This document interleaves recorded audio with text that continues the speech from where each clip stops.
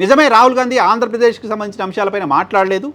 ఆంధ్రప్రదేశ్లో జరిగిన అక్రమాలకు సంబంధించి దేశవ్యాప్తంగా చర్చ ఉన్నప్పటికీ రాహుల్ గాంధీ ఇప్పటివరకు ఆ అంశంపైన మాట్లాడలేదు, స్పందించలేదు. కానీ రాహుల్ గాంధీ చెప్తున్నారు ఇంకా చాలా ఉన్నాయి, ఇంకా చాలా బయట పెడతారండి. బహుశా ఇంకా చాలా బయట పెట్టే వాటిలో ఆంధ్రప్రదేశ్కి సంబంధించిన వివరాలు రాహుల్ గాంధీ దగ్గర ఉన్నాయేమో తెలియదు. ఆంధ్రప్రదేశ్కు సంబంధించిన కాంగ్రెస్ పార్టీ నాయకత్వం ఆంధ్రప్రదేశ్లో అక్రమాలు ఏం జరగలేదు, బాగానే ఉంది అని రాహుల్ గాంధీకి రిపోర్ట్ ఇచ్చారేమో తెలియదు. బెంగళూరులో కాంగ్రెస్ సర్కార్ ఉంది కాబట్టి, మహారాష్ట్రలో మహావికాస్ అఘాడీ పేరుతో గట్టిగా ఫైట్ చేసి ఓడిపోయారు కాబట్టి ఆ రెండు రాష్ట్రాలకు సంబంధించిన సమాచారమే రాహుల్ గాంధీ దగ్గర ఉందేమో. ఆంధ్రప్రదేశ్ రాష్ట్ర కాంగ్రెస్ నాయకత్వం రాహుల్ గాంధీకి ఆంధ్రప్రదేశ్లో అంతా బాగుంది, బ్రహ్మాండంగా ఉంది అని చెప్పారేమో.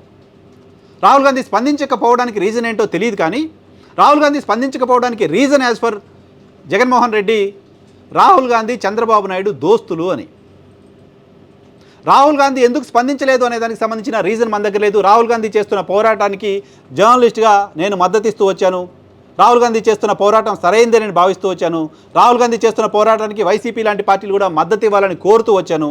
రాహుల్ గాంధీ చేస్తున్న పోరాటం కాంగ్రెస్ పార్టీ కోసం కాదు, ఈ దేశం కోసం అంటూ మాట్లాడుతూ వచ్చాను. సో రాహుల్ గాంధీ ఎందుకు ఆంధ్రప్రదేశ్ వ్యవహారాలు మాట్లాడలేదు అనే దానికి సంబంధించి ఒకటి లోకల్ నాయకత్వం ఇక్కడ ఏం జరిగిందని చెప్పలేకపోయి ఉండొచ్చు, లేకపోతే భవిష్యత్తులో ఇంకా చాలా బయట పెడతానని చెప్తున్నారు కాబట్టి దానిలో ఆంధ్రప్రదేశ్కి సంబంధించిన వివరాలు ఉండి ఉండొచ్చు.